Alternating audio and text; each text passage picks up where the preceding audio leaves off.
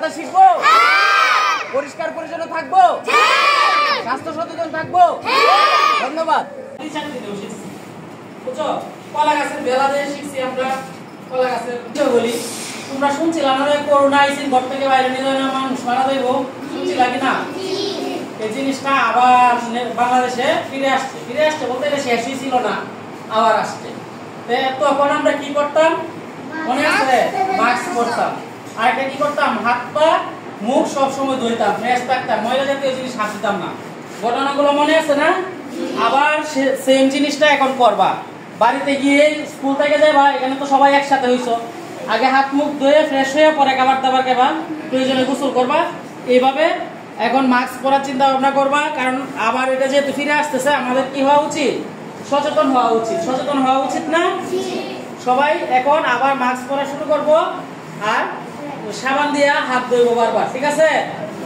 আচ্ছা, আরেকটা বিষয়, ডেঙ্গু হইতেছে। মশায় কামড় দিলে কি হচ্ছে? ডেঙ্গু হচ্ছে, বুঝছো? বড় একটা মশা আছে যেটা কামড় দিলে জ্বর হয়, জ্বর থেকে পরে হলো শরীরে রক্তে হিমোগ্লোবিন কমে গিয়ে মানুষ মারা যাচ্ছে। সেই জিনিসটা থেকে রক্ষা পাওয়ার জন্য আমরা কি করতে পারি? বৃষ্টি হইলে বাসার আশেপাশে বোতল পড়ে থাকে না, কালি জিনিসপত্র পড়ে থাকে না, এর জন্য পানি জমে না। বৃষ্টি হওয়ার পরে তোমার সামনে যদি এরকম পড়ে, এটা ঠান্ডা ফেলাই দিবা। আর বাসায় আব্বা আম্মারে বলবা যে পানি জমলে ঠান্ডা ফেলাই দেওয়ার জন্য। পানি যদি 3 দিন থাকে তাহলে ওই জায়গায় ডেঙ্গু জন্মায়। আর মশায় তো আমরা সবসময় কামড়ায়, কোন মশাটা ডেঙ্গু আর কোনটা ডেঙ্গু না এটা তো আমরা চিনি না।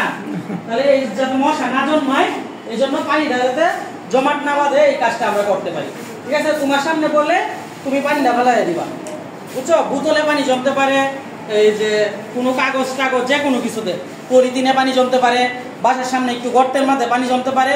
পানি 3 দিনের বেশি থাকা যাবে না। পানি কয় দিনের বেশি থাকা যাবে না? 3 দিনের বেশি। তাহলে আমরা কি করা উচিত? আজকে যদি বৃষ্টি হয় কালকে এই পানিটা খালি করে ফেলবো। আজকে বৃষ্টি হইলে কালকে কি করবো? খালি করে ফেলবো। তোমার সামনে যেটা পড়ে, ঠিক আছে? তুমি জানো না তোমার বাসায় কোন কোন জায়গাগুলোতে পানি থাকতে পারে, এই পানিটা ফেলাই দিবা, ঠিক আছে? পানিটা ফেলাই দিলে পানিও শুকায় গেল, মশাও হইল না। কারণ মশা হইলে কামড়াবে, ডেঙ্গু হওয়ার সম্ভাবনা থাকবে। ডেঙ্গু যে শুধু তোমার হবে এরকম না, ডেঙ্গু যে কোনো বয়সের লোকজন